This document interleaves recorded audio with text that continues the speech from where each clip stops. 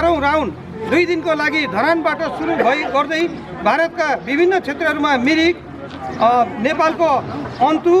लगायतका विभिन्न स्थानहरूको प्रकृति प्रेमी त्यो महान कार्य अभियानलाई सम्पन्न गर्नका लागि ठुलो सहयोग गर्दै आउनुभएको र भोलि पनि गरिरहनुपर्छ भन्ने एउटा उद्देश्य र एउटा आफ्नो राख्दै धरानको पर्यटनलाई जसरी पनि हामी विकास गरौँ भनेर एउटा कटिबद्ध भएर लागि पर्नुभएका हाम्रा कार्यवाहक मेयर आदरणीय मन्जु भण्डारीज्यूलाई पनि यहाँ हामी स्वागत सम्मान गर्दछौँ। त्यस्तै गरेर पुलिखेल नगरपालिका वडा नम्बर 8 का अध्यक्ष मेयरज्यूसँग आउनुभएको छ। उहाँ हुनुहुन्छ निराजन सञ्जम, उहाँलाई पनि हामी स्वागत सम्मान गर्दछौँ।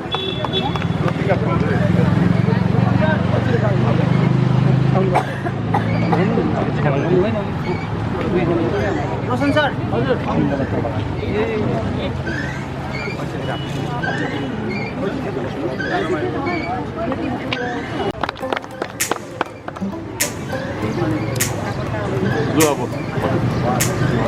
बोलो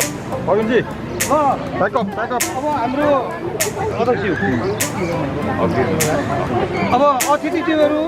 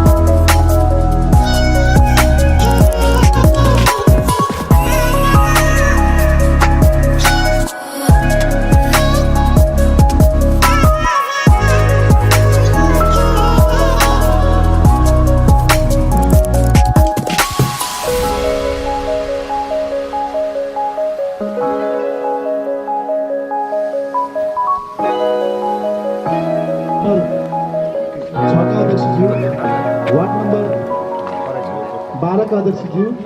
वार्ड नम्बर 11 का अध्यक्षज्यू समग्र उहाँहरूलाई पनि आसन ग्रहण गरिदिनुको लागि हार्दिक अनुरोध गर्दछु। यस्तै गरी कार्यपालिका सदस्य नरमाया सुब्बाज्यू र ललिता नेपालज्यूलाई पनि आसन ग्रहण गर्नको लागि अनुरोध गर्दछु। यस्तै गरी पदयात्रा टोलीका प्रमुख सेवा अभियानका अध्यक्ष श्री राजीव हलवाईज्यूलाई पनि आसन अग्रभागमा आसन गरिदिनुको लागि हार्दिक अनुरोध गर्दछु। यस्तै गरी स्थानीय समाजसेवी साथै यस पार्क निर्माण समितिका सदस्य डम्बर कटवालज्यूलाई पनि आसन गरिदिनुको लागि हार्दिक अनुरोध गर्दछु। यस्तै गरी कलाकार साथै प्याप्सनका जिल्ला कार्य समिति उपाध्यक्ष श्री रघुन गुरुङज्यूलाई पनि आसन गरिदिनुको लागि हार्दिक अनुरोध गर्दछु। साथै कलाकार श्री तुलसी छेत्री सरलाई पनि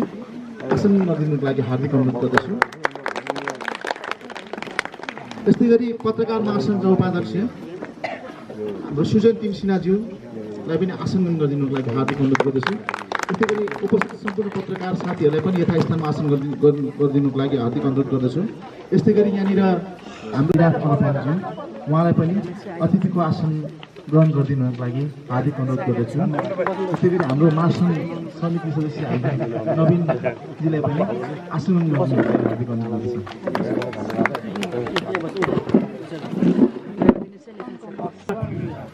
दशहरा अध्यक्षज्यू, पदयात्रामा स्वागत कार्यक्रमका अध्यक्षज्यू तथा सिलगढी नगरपालिकाका उपमेयर दुर्गादेवी भट्टराईज्यू, प्रमुख अतिथि माननीय सांसद काजीमान कागतेज्यू, हाम्रा सिलगढी नगरपालिकाका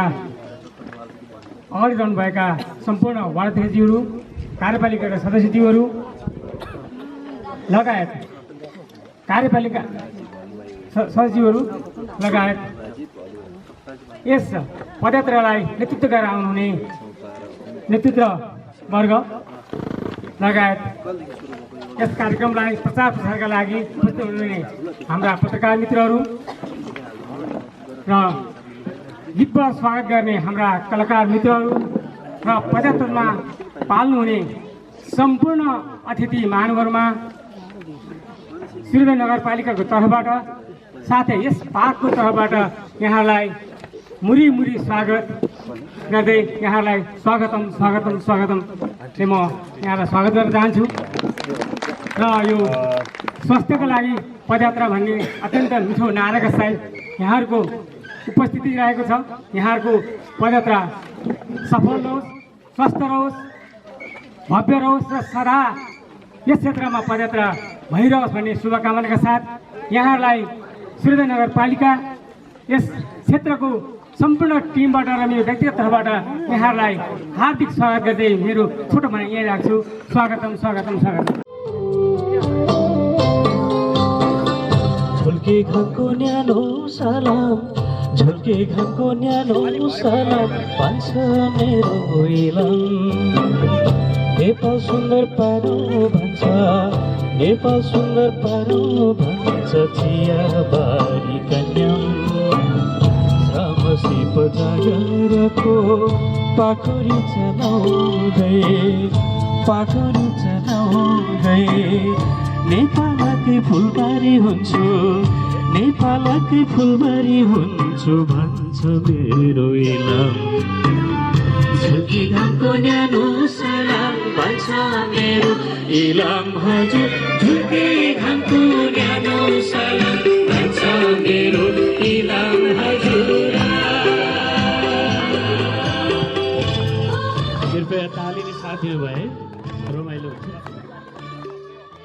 पजागरको पाखुरी चलाउँदै नेपालकै फुलबारी हुन्छु, नेपालकै फुलबारी हुन्छु भन्छ मेरो इलाम। झुल्के घामको न्यानो सलाम भन्छ मेरो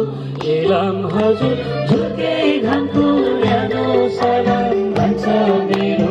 इलाम हजुर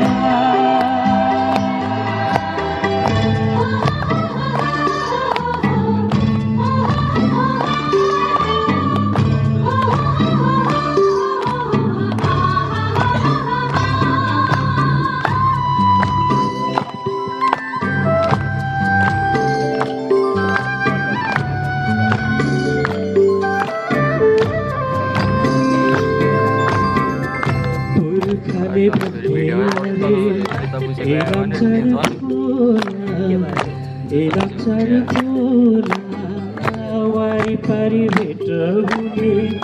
माइदिनी मेरा माइदिनी मेरा ला ला ला ला ला ला ला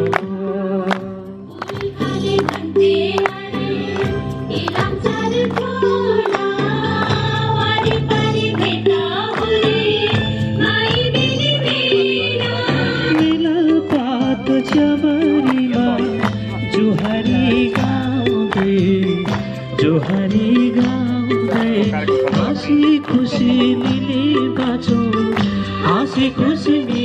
बाँचौँ मरे जाने छोला हजुर भन्छ मेरो इलाम झुल्के घामको न्यानो सलाम भन्छ मेरो इलाम हजुर झुल्के घामको न्यानो सलाम भन्छ मेरो इलाम हजुर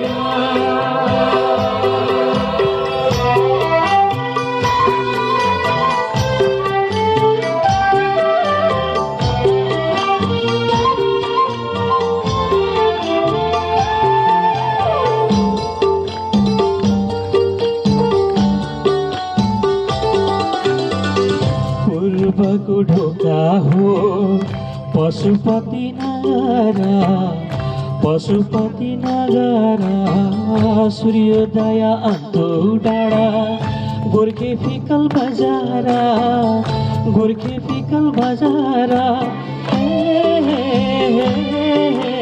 ला ला ला ला ला ला ला ला ला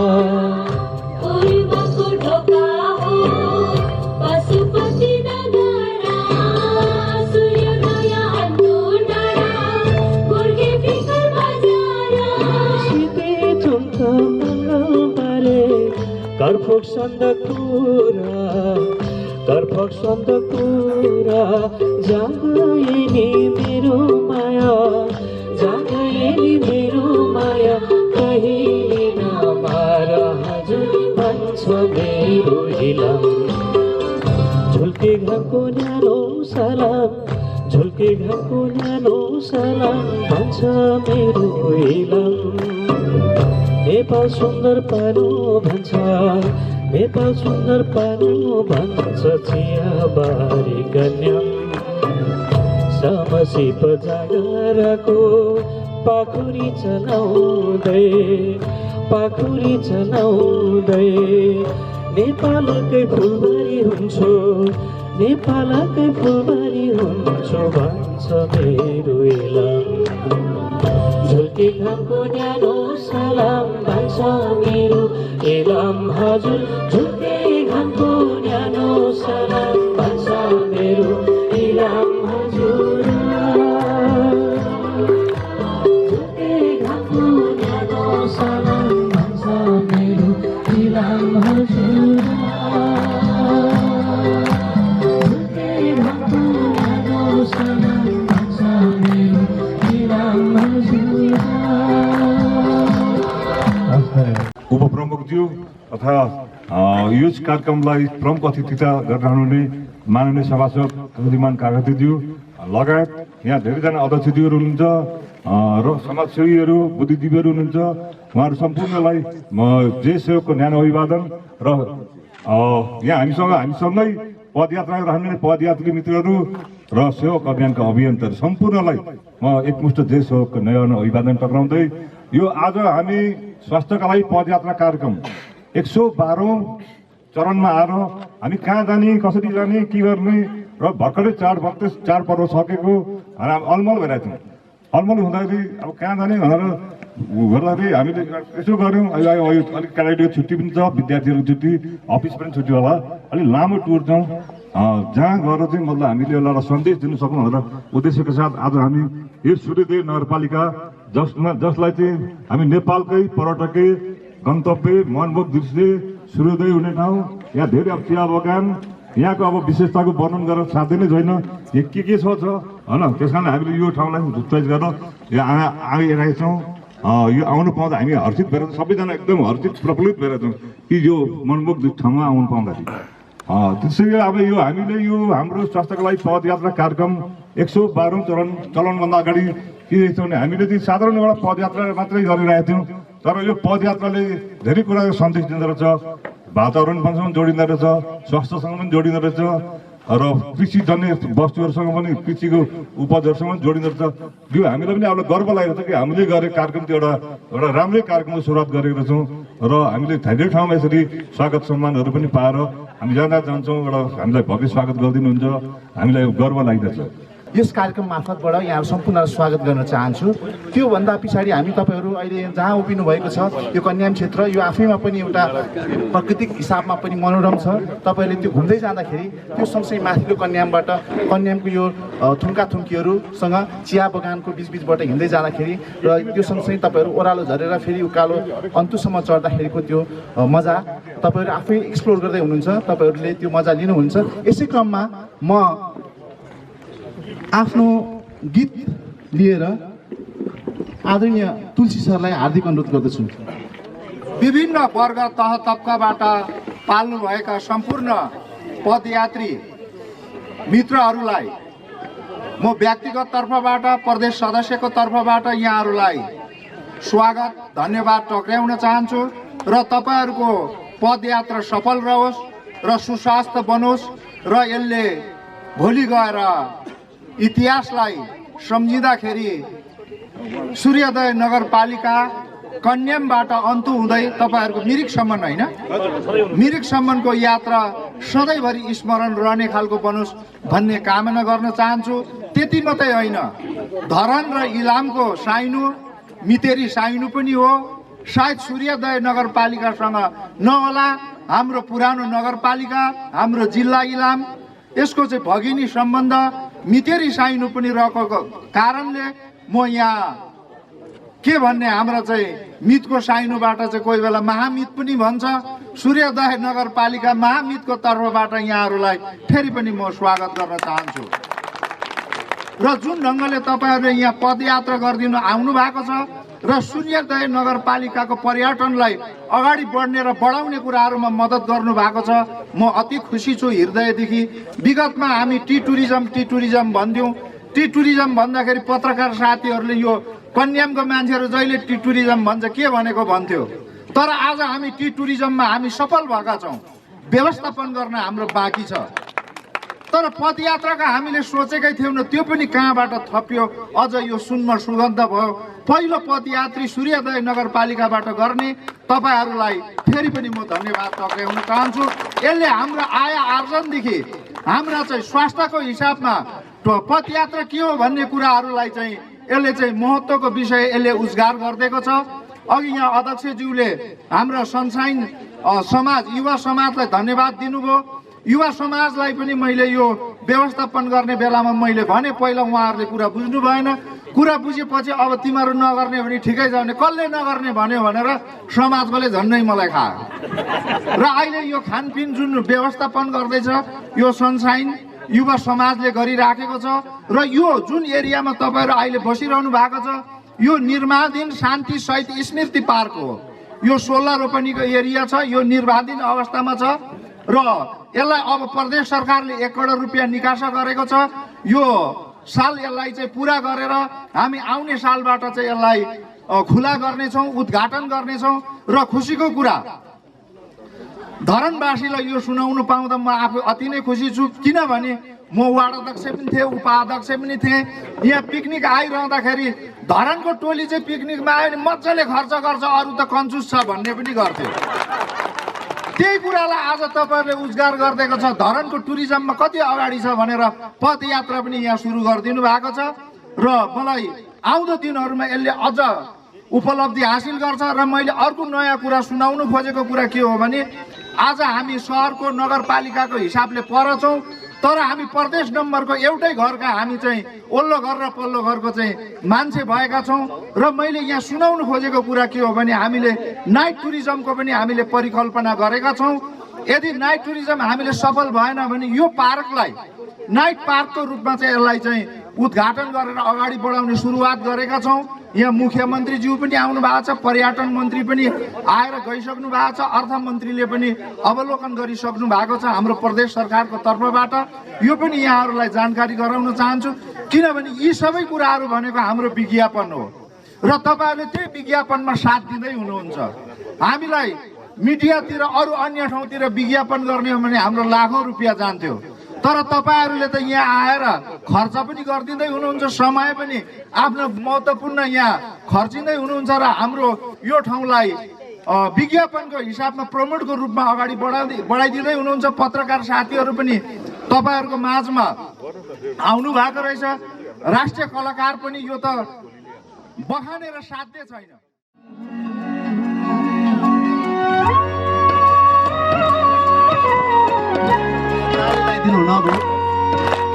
झुल्के घमको किरणसँगै प्रभातको त्यो घुम्टो फुलेर यो झुल्के घमको किरणसँगै प्रभातको त्यो घुम्टो फुलेर मुस्कुराउँछ यो अन्धु डाँडा, मुस्कुराउँछ अन्धु पुखरी सैदा सुमन साथ लिएर, सैदा सुमन साथ लिएर यो झुल्के घमको किरणसँगै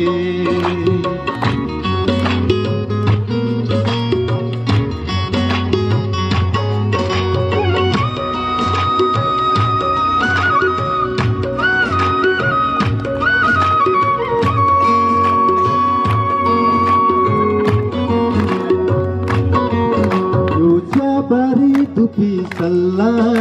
सुबासँगै मन्द मन्द चल्छ हावा मज्जा, यो चियाबारी धुपी सल्ला सुबासँगै मन्द मन्द चल्छ हावा मज्जा। यी बतासको सुसेलीसँगै मुटुभरिको मायासँगले कोइली गाउँछे मधुर गीत, कोइली गाउँछे मधुर गीत, चाली चाली